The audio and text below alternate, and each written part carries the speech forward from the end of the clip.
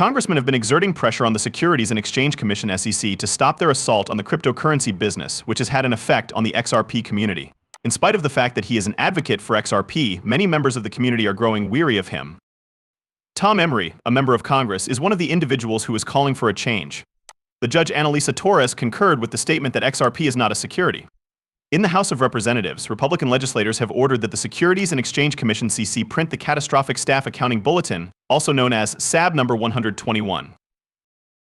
They believe that this bulletin is being utilized to weaken Bitcoin by being used to avoid regulation. There was already a vote in both the House of Representatives and the Senate to repeal the bulletin, but President Biden exercised his veto power over the proposal. Many people feel that the anti-crypto position of the Democratic Party is to fault for this decision. More than 40 Republicans in the United States have turned to YouTube in response to the failure of a repeal bill that had garnered support from both parties. They are demanding that the United States security regulator reissue the Catastrophic Staff Accounting Bulletin SAB number 121 rule. On the other hand, the law was rejected by nearly all Democrats and approved by virtually all Republicans, despite the fact that it was still legitimate. Those who support Bitcoin are becoming increasingly agitated, and a video demonstrates that they want Congress to take additional steps to assist them. According to Emery, the entire cryptocurrency business is suffering as a result of the State Securities and Exchange Commission's decision to issue the bulletin rather than follow the standard rulemaking procedure. Republicans in the House of Representatives are now requesting that the Securities and Exchange Commission (SEC) resubmit the regulation in light of significant concerns regarding the excellent staff accounting bulletin that the SEC issued. In conclusion, a number of members of Congress and proponents for cryptocurrency have expressed their disapproval of the actions taken by the Securities and Exchange Commission (SEC) by requesting that the Catastrophic Staff Accounting Bulletin be reissued. The Peace Continues measure, which was vetoed by President Joe Biden in June, undermines consumer protections, inhibits financial innovation, and disturbs regulations regarding cryptocurrency custody. Republican members of the House of Financial Services and Senate Committees on Housing and Urban Affairs have expressed their support for a proposed regulation that would require reporting companies to disclose their holdings of Bitcoin as liabilities on their balance sheets. However, the legislation was not successful in overriding the veto that was issued on July 10th, as it was unable to obtain the two-thirds majority that was required for it to be sent to the Senate. House Representative Wayne Nicole was one of the 40 politicians who signed onto the letter, which argued that the rule would lead to a concentration risk because it would restrict us banks from owning Bitcoin exchange-traded goods on a big scale. Nicole was one of the lawmakers who signed onto the letter. The head accountant of the SEC and certain banks have been accused of conspiring to dodge the balance sheet reporting criteria, which could result in a broad mismatch. Political figures have leveled these claims. This letter is being sent out in anticipation of the hearing that will take place on September 24th between the House Financial Services Committee and the Securities and Exchange Commission.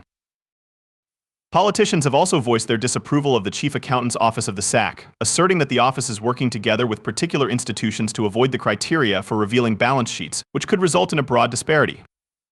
On September 17th, there will be a hearing in the Wyoming legislature regarding Senate Bill 121 and the supposed exemption that the Bank of New York, which is the largest creditor in the United States, was able to secure. Senators Tim Scott and Bill Hagerty, as well as Representative French Hill Tom Emery of the House, were among the individuals who signed on to the letter. Additionally, Republican members of the House Financial Services Committee and the Senate Housing and Urban Affairs Committee were also included in the group. Following the failure of the Senate to achieve the required two-thirds majority by 60 votes on July 10th, the Senate was unable to overturn the veto. As a result of the vote count in the Senate, it was discovered that out of a total of 21 Democrats, the bulk of whom were against Bitcoin, only one Republican voted. A decision made by the Senate to override Biden's veto is seen to be politically motivated. This decision is a reflection of the greater political climate surrounding the issue of crypto custody legislation. This book dives into the ongoing debate around cryptocurrencies and the ways in which it has impacted the Republican Party from a political standpoint. The fact that there is a group of individuals who are in favor of crypto voting against it is brought to light since it is in direct opposition to the concept that encryption ought to be universally acknowledged in the same way that the right to use the internet is. There is a significant issue here. Kim Jong-un Gary, the author and a member of the Securities and Exchange Commission, is the SEC's dictator and head official.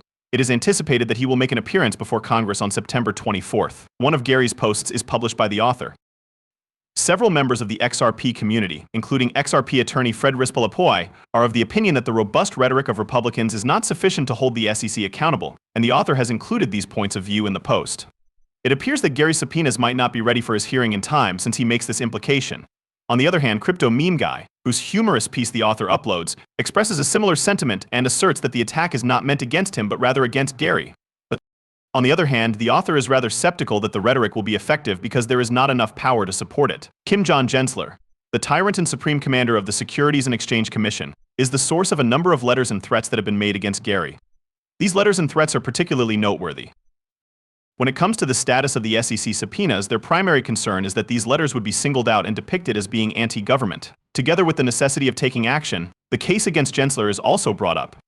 In addition to this, the author brings up a comical piece written by Crypto Meme Man, who then shares a humorous post on the Dozic advertisement. Last but not least, the essay draws attention to the ongoing debate around cryptocurrencies and the impact it has on the Republican Party. Even when Republicans engage in severe rhetoric, they do not demonstrate any real force to back up their claims. The author encourages readers to educate themselves and to take action in order to oppose the anti-crypto and the activities of the Securities and Exchange Commission (SEC). There have been rumors flying around concerning cryptocurrency, and some people are very angry with Gary, the head of the Securities and Exchange Commission. A member of the blockchain community, Ron Hammond, who is the Director of Government Affairs for Blockchain Associations, highlighted the discontentment of the cryptocurrency community in a post on X.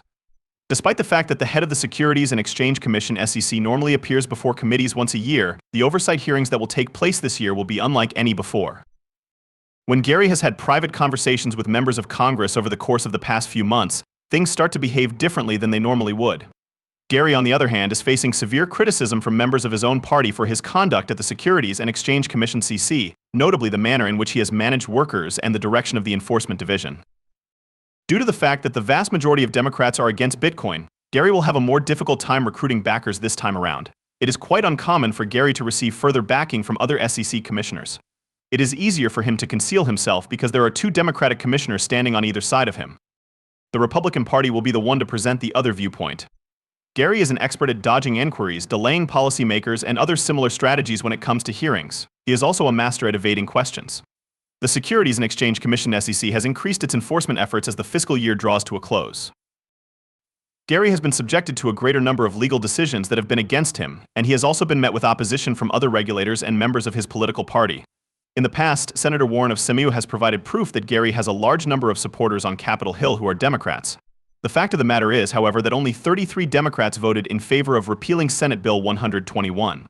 Last but not least, it is anticipated that witnesses will appear before the Financial Services GOP and the WDAC Banking and Housing Committees in order to respond to concerns regarding the Securities and Exchange Commission (SEC) and its operations.